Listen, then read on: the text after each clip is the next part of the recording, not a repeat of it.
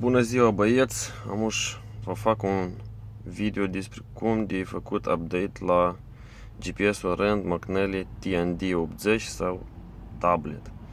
În primul rând trebuie de tăți și conectați la Wi-Fi așa, și de stâns toate aplicațiile, adică și GPS-ul nu și pornit nic, că pe aici și le scoți pe toate. Pe urmă ne ducem la aplicații și căutăm Rand McNally Launcher. Deci Launcher, apare tablița. Aici trebuie să luăm Validate Current Configuration. Îl apăsăm și îi dai Start Verification. El controlează toate programa, toate greșelile și problemele. Asta durează până la vreo 15 minute, poate durează și mai mult. După ce se termină verificarea asta, să apară o tabliță unde și scris toate ce s-au găsit și trebuie să apăsați acolo în jos și Dismiss. Și apeși Dismiss. După ce ați apăsat Dismiss, apăsați Info. Deci toată informația despre GPS TND80 și trebuie să-i dați Enable Configuration. Aici se ceară un cod.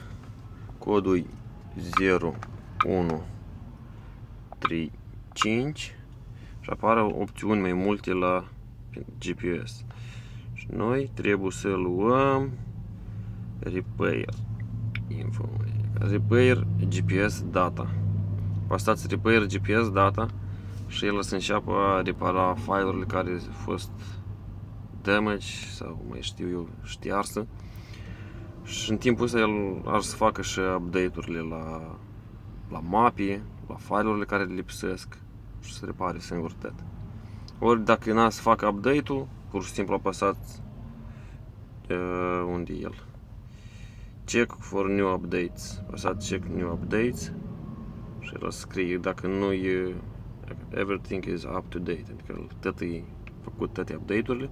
Și dacă n-ați și update-urile făcute, ați vă apare în sus aici znaciocul că el face download. Și trageți așa în jos și aici tot îi dați update toate file-urile și aici scrie tot cum merge procesul și verificarea și reparația și tot. Și după ce și tot terminat, GPS-ul lucrează tot normal, că am o zi de când l-am făcut și n-am nicio problemă.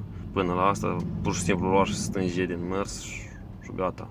Unele, dacă faci pur și simplu update-urile numai care el le share, n-a să vadă mapele cum scade și ar să arăte că nu e connection între locul vostru unde sunteți și destinația.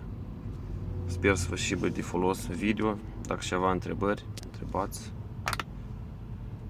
Drum bun și PlayStation-uri închisă.